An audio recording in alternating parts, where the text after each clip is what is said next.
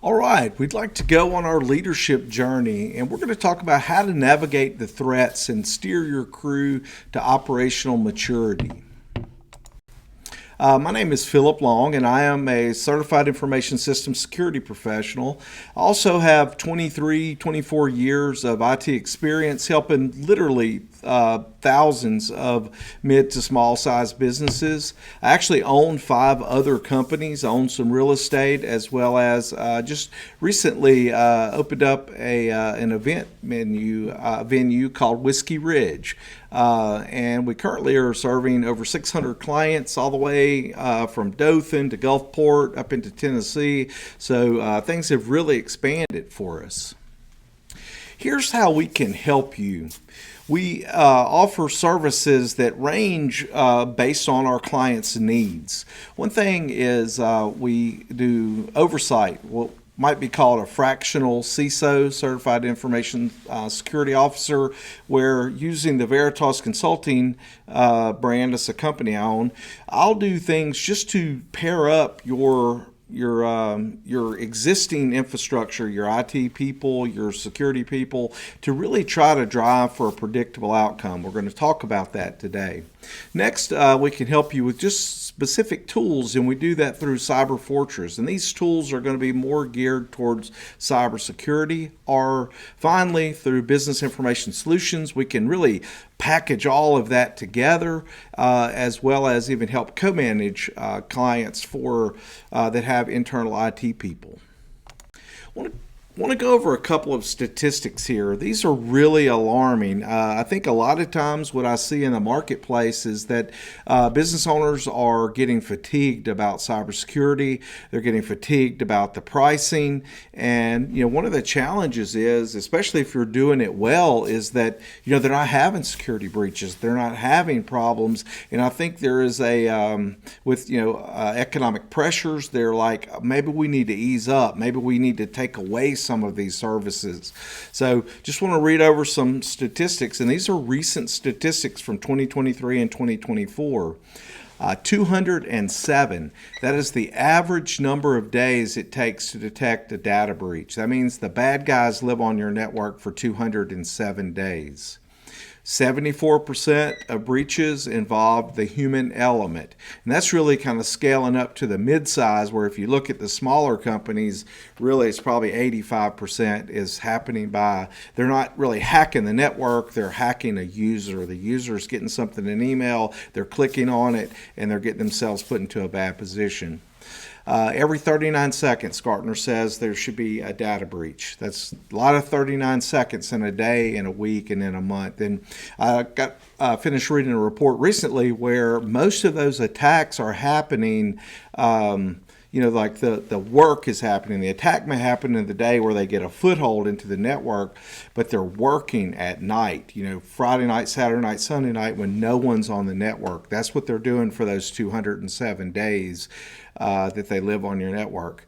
And 91% of security professionals, they see a big rise in attacks, and a lot of that is due to remote workers. That's really expanded the complexity, and it's also given the bad actors a lot of access to things because they're not kind of all tucked in one place, secure behind a firewall.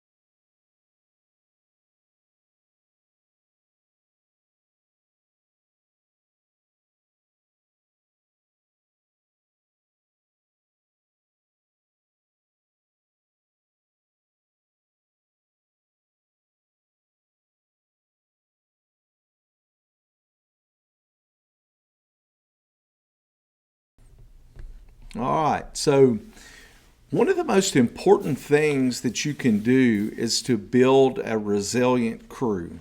And I'm going to talk about the resiliency of two different crews. One is an internal crew. That's going to be your staff. That's going to be each department head. Whenever we do these lunch and learns and I do talks around, usually I'll get IT people there. Occasionally I'll get an owner. Sometimes I'll get somebody in management. I rarely see people from marketing or from operations or finance in those meetings. And it's very important that that communication be held throughout the entire organization, because this is a everybody problem. Remember, we talked about malware threats. 92% is getting delivered on email. Most every person in your company is receiving over 100 emails per day on average, any one of which could bring in something really bad. So it's very important that you get your team in place to be able to take care of an issue. And it's really about alignment. It's about understanding that you're all on the same team and doing frequent alignment so that you're able to communicate, because education is by far and away the most cost-effective way to thwart cybersecurity breaches and cybersecurity incidents. Next, you really need a framework. And I've been in this industry really a long time. I've been focused on cybersecurity for probably the last 10 or 12 years. And it is so important that you get a framework. And what I like about the framework that we're going to talk about today is that it's part of every other framework that you're going to see out there, and I'll speak to that in a moment. But this is called the Center for Internet Security. They've been around a really long time, and every year they do an assessment for the actual breaches that happened, and they have a set of controls that they recommend. Currently, they call it the CIS 18. There's 18 separate controls that your organization needs to have in place. They just revised that this year. Last year, it was the CIS 20, and they recommended 20. So they're very much in tune with the activities that the bad guys are doing, the breaches and the things of that nature. And they make recommendations based off of real risk. I don't really know of another organization that is so readily available that you can have that type of knowledge, because what happens when you don't have a good framework is it's like if you don't have a plan, if you fail to plan, you plan to fail. And I really see most organizations not have a clear path to victory. They don't understand what acceptable risk is, and they haven't really thought through, what could happen and what should be in place to prevent that from happening. And the Center for Internet Security is a perfect place to start. And here are some benefits of that. It protects you from the fog of more. So what is the fog of more? Well, I think the industry has done an incredible disservice. All these industries have done an incredible disservice to John Q. Businessman, because there are so many different compliance platforms out there. If you're in medical, you're dealing with HIPAA. If you're dealing in the government, you're dealing with NIST and DFARS and CMMC. If you're in the financial, it's FINRA. If you're in the power production, the power grid, it's NERC and it's FERC. And I could literally just go on and on. PCI, so many different standards with so many different terms. And so it puts people in these battles without a clear roadmap. And what the Center for Internet Security has done, it has given you really a mathematical formula to follow, or a path to follow, in order to reduce risk. And what you'll see a lot of times is IT professionals, IT guys will come in and they'll say, you need to do this, and it'll cost this much. Well, but proportionately to the amount of risk that is reduced, it doesn't make sense. So I'm going to outline the top 6, and by doing so, the CIS says you're going to reduce your overall risk by about 85% if you do these top 6 things. And these things are absolutely 100% in every one of the other compliance requirements that are out there. And it's just good business too. So it helps define what is acceptable risk, and we're going to talk about that on the next slide here. We're going to talk about really understanding how much risk you should take. You're also going to be able to comply with industry regulations. You're going to achieve really what they call essential cyber hygiene. These top 6 are essential cyber hygiene, and that's going to translate this information into action. That's another problem that you see. A lot of times people come, they listen, they hear, or they know they got to do it, but they don't know how to translate that information that they've acquired into action. And then ultimately, you're going to get to enjoy the benefits of this, because compliance really, a compliant network is going to have a higher availability, more uptime. It's going to perform better. It's going to have less, issues. It's going to be faster and more reliable. So, compliance gives you that predictable outcome that you're really looking for. The issue, as I think for most business owners, is it's too complicated to implement.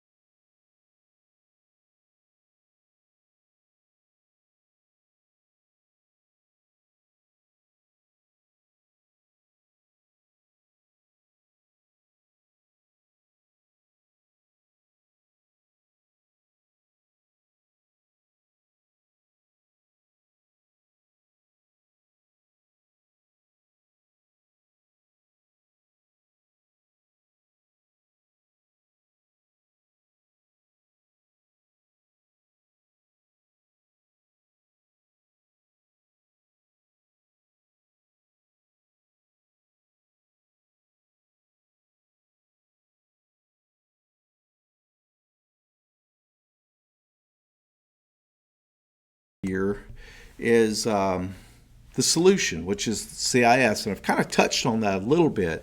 But for the owners and the board, those risks are concisely calculated and they're prioritized against the needs of the customer, the business objectives, and external entities.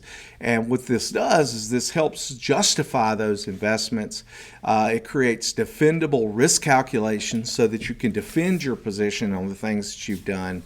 And it also translates those risks into prioritized initiatives. So you've got a roadmap, if you will.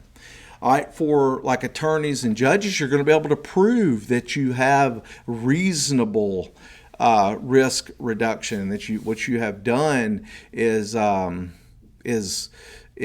reasonable. Where ultimately you don't want to be found negligent. And it's going to align with their judicial reasoning by following this roadmap. And the regulators, you're going to have those where you're going to show how far you've gotten on the road to their compliance, because most most compliance models have more controls than just this, but these are the ones you really want to start with because they're going to give you the biggest risk reduction for the amount of work that's being put in. And then for clients, you're going to have that an acceptable risk definition so that you're able to show that you have appropriately protected their data. And for the IT security people, they're going to have a way to prioritize and to actually focus on the things that matter and be able to be measured so that they're in alignment with everyone else. Again, everybody is in alignment here from these entities. And be honest with you, very rarely do I meet with a company where, again, that whole team is together. Their whole team of leadership from each department, their attorneys, their regulators, having some representation or some type of understanding what the client expectation is with the IT department to say, hey, here's where we are, here's where we need to be. Now let's all get into alignment and let's get there as quickly as possible. So that's really important. So some of the things we want to talk about. The first thing we want to talk about is asset management. That is basically, where is the hardware? Where is the software? In today's world, we have a lot of trouble with keeping up with things because, quite frankly, people work from everywhere, right? You work from home, you work from the office, you work on vacation. Everybody has an asset, which would be a computer, a tablet, an iPhone, something that's there. And you need to know what hardware is on those machines, and you need to know what software is on those machines. Very important to have a running total of what that is and where that is. Next, you want to have some form of configuration and change management. You want some standardization. You don't want people just to be able to add software at will. And a lot of things, especially in the work from home environment, what you'll find is that people, the business owners or the IT guys, whoever, doesn't give the people the things that they need. So what they wind up doing is, it's called shadow IT. They need to work from home, so they need some documents. So they'll go get their own personal Dropbox. They'll slide all of your documents in it, and then they'll be able to log in from home.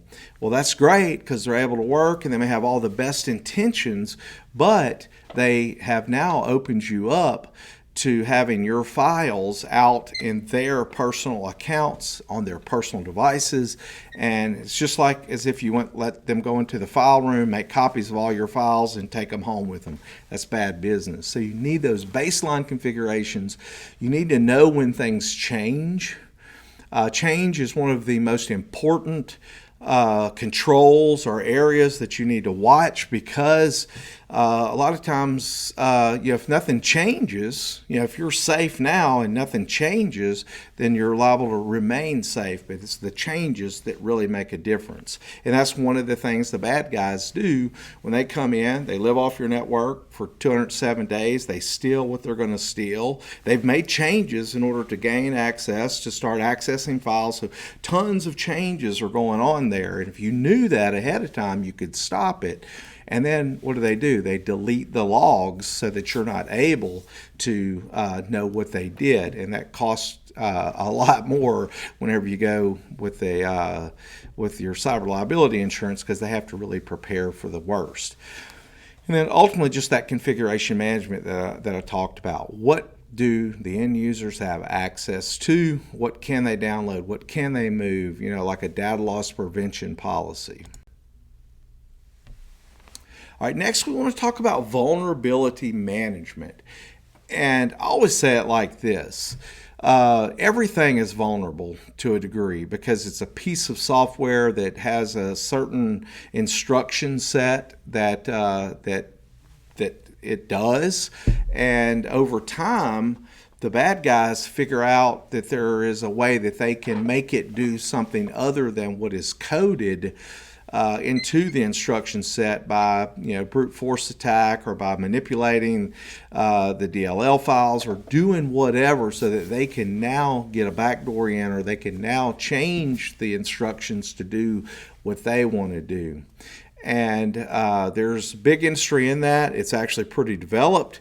But in order to know about your vulnerabilities, you have to scan. And there's a lot of great scanners out there that will scan your network, scan your IP address, and see if there's any vulnerabilities in the software and in the code that is protecting you. Another thing that's very important is patching your computers. And most people really, it's almost impossible to patch a computer. Microsoft, for instance, does not do a great job of patching itself. There's things that it needs management.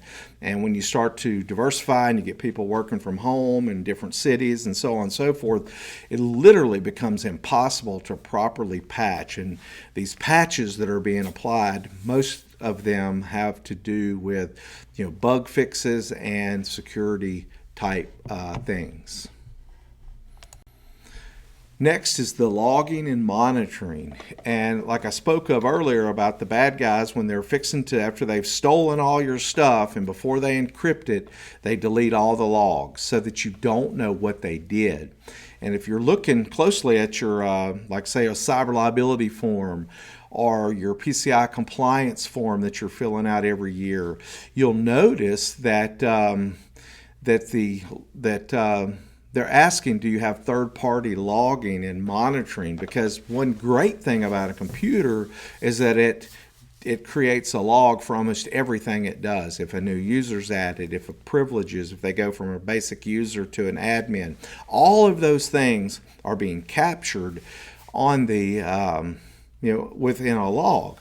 Well, the greatness of the log is also a challenge with the log, in that it logs everything, and probably 98% of it, 99% of it is really, we'll call benign to a large degree. The system's working right and it's just logging everything. Well, it creates just hundreds and thousands of lines of code of these log files, and you need to have something where it's being stored so that you could go out and see it at a later date to see what did happen.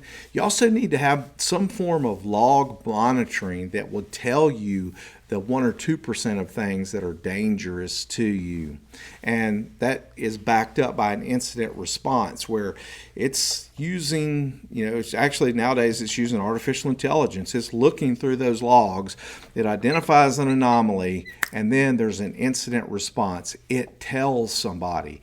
And again, like I spoke of earlier, one of the challenges is that the logs, the access is actually happening, a lot of this activity is happening at night when no one is on the system and no one is checking. So you need to have some form of log automation. And there's a lot of solutions out there. They're very cost effective.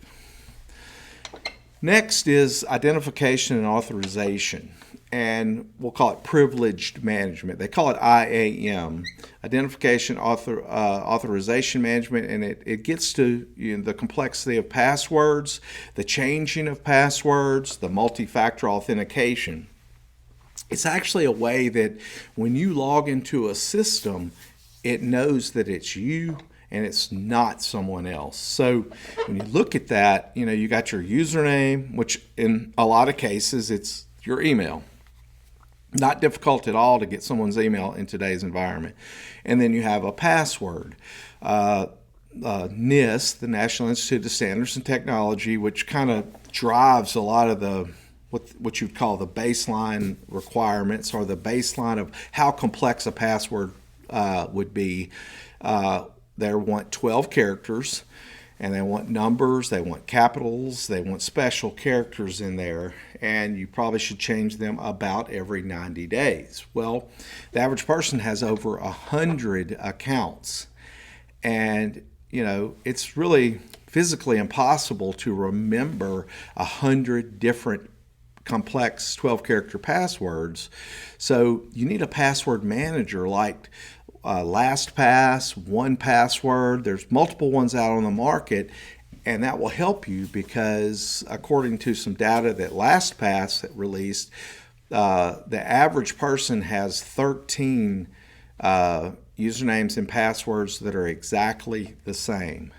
And what that does is, if you'll stay with me here on this, it's a little technical, but it's very important to understand how the bad guys are so successful. They are able to beat the standard, the CAPTCHA, where you got to pick all the bicycles in a little tiled square of images, or slide the thing over, or pick the characters that are the same in an image. They're able to beat that now. So I just recently did some homework and was reading, and there for $200 you can get 100,000 email addresses and passwords. And you can use the platform that the bad guys are all sharing. It's syndicated and shared. And you can run it in there. It's like a Gatling gun. It just fires that username and password at your bank, at your email, at your logins to computers, login to social media accounts, all of the 100 places you have an account. It's going to try them. And if the average is 13, if they get it and it's fresh, you haven't changed your passwords, they're going to be able to get in if you don't have multi-factor authentication. And what multi-factor authentication does is it not only does it, you have to have your username and password, but you have to have a code, or it'll send you a text, or have to touch a button on a phone. And without that physical possession, you're not going to be able to get in, even if you had the username and password. So that is by far and away the most effective way to protect your accounts, is using multi-factor authentication. So these are things. And another one is privileged accounts, like an account with an administrative rights. You don't want to use that account all day long if you're an administrator. Use a regular account, and when you need to do administrative things, log out, log in as the administrator with multi-factor authentication, especially on administrative accounts, especially on Microsoft 365. And then you're going to be in a much safer position overall. I can't speak enough about that. That is probably one of the biggest risks. As a matter of fact, for us as a company and the exposure that I have for the clients that I serve, that's really the only type of breach with our solution stack that we currently have deployed on most clients. That's the only trouble we're having, is clients who won't enable their multi-factor authentication on their email. And what happens, somebody in Russia gets their username and password somehow, and they log into their email. They look through all the files that are within their email, and then there's probably some interesting things. And they also watch it. They just watch the email traffic, and they'll figure out a way to exploit you with watching your email. So very important. That's a very big step forward, and really that doesn't cost any money. Is the nice thing about it. Next is data protection. Data protection is that's the crown jewels, right? You need to know what value it has. Again, this is another area where you don't want to spend a mint, $1,000 protecting $100 worth of data, but you need to know where your data is. And in the work from home environment, that really makes it more complex. but you need to look at it, you need to classify it, you need to know who has access to it. If at all possible, it needs to be encrypted. Encryption is absolutely one of the best ways to protect data, especially on mobile devices. And whenever you're sending data, you always want to use secure, where you see the HTTPS, that's TLS type security, so it's in transit. It is secure, and if your drives are encrypted, at rest it's secure. Really a major thing. Then we're looking at your data backup and recovery. Again, knowing where your data is, what kind of value does it have, and there's two kind of technical terms, not too technical. One is recovery point objective, which simply means how far back do I have to go in order to recover my files, meaning I backed up at 5 o'clock yesterday and now it's noon. Okay, I started at 8, so I have 4 hours worth of data at risk. And then recovery time objective would mean, okay, I have my data, I have 4 hours of data loss, but I don't have a server, or I don't have whatever because it was stolen, or it got flooded, or got hit by lightning, or any of the things that could happen at hardware failure. How long before my organization is back up and running? This is like something you really need to look at, because statistically, if you don't have your data, a company will file bankruptcy if they don't have their data for 10 days. That's just a statistic that's out there. So really important to know that.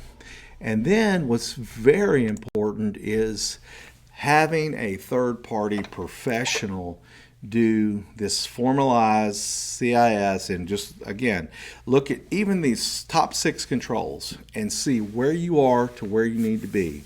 These are what we call essential cyber hygiene, and if you're doing these, you're going to have a huge reduction in risk, upwards of like 85%. So a lot of these, really, you probably have the tools already. It's just going to be, you're already paying for antivirus, you're paying for certain tools, but sometimes they're not configured properly. You got firewalls, you got email filters, you got things in place, but they're just not set up all the way.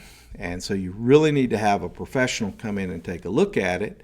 And I have great news, because I will come in and take a look at it free of charge to take a look at these 6 controls. I'll also look at your baseline compliance controls, these 6. I want to look at your Office 365 portal or your Google Workspace portal to see what kind of control, what kind of methods or rules you have in there. A lot of things. Again, these are free.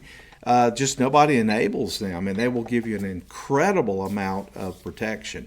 Want to look at your firewall. Do you have geo filters? Are you doing business with people overseas? A lot of companies are not. There's no reason for people from overseas even to be able to talk to your IP. It's a real easy, a free way really to get yourself a lot of protection. And then looking at that disaster recovery, your backup plans, and getting that all in alignment with what you want to do. And to take me up on that, you can actually scan that QR code, or you can direct message or get in touch with us somehow. You can email sales@askbis.com, and we'd be happy to schedule you off of a couple of lunch and learns. I've got 10 of them booked already. So, but I tell you, this is good work. This is the type of work that's going to protect our community, and this is something that I really encourage every business owner to take advantage of. So all you have to do, scan the code, look me up, and you can ignore that date. We'll stretch that out a little bit longer as to how long this thing is valid.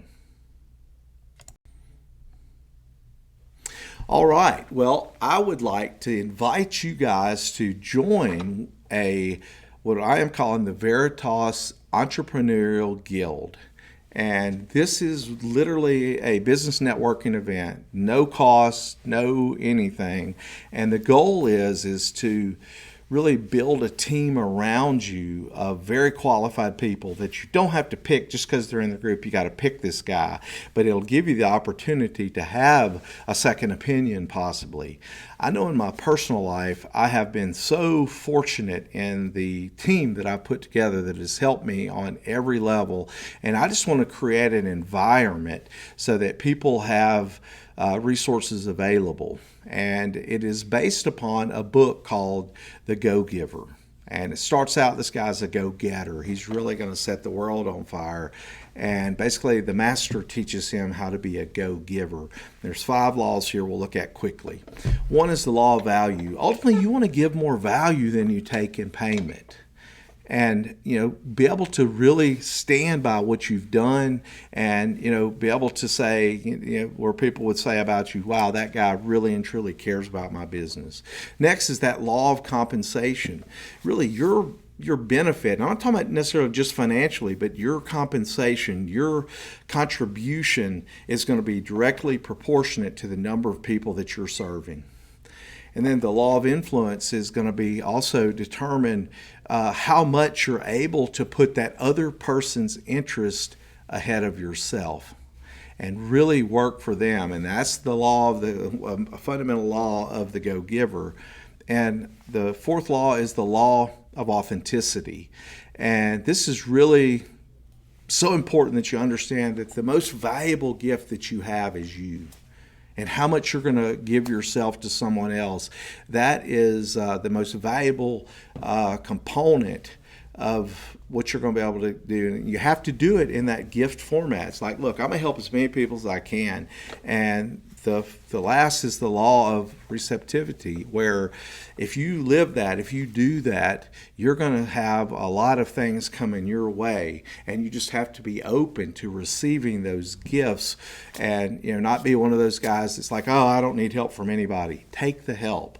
You don't want to be a guy that wants to learn everything that somebody else knows and hold your information to yourself. You want to learn everything everyone else knows and give your information to them as well, so that you can have a true win-win relationship. So if you want to find out more, hit me up. I already have about 6 or 8 people that have joined this team, and I really am excited about this. This is something I wanted to have done for a really long time. So thank you guys, and help me out. Look me up. Like and share this. This is something that I really I want to give away. So let's give it away freely.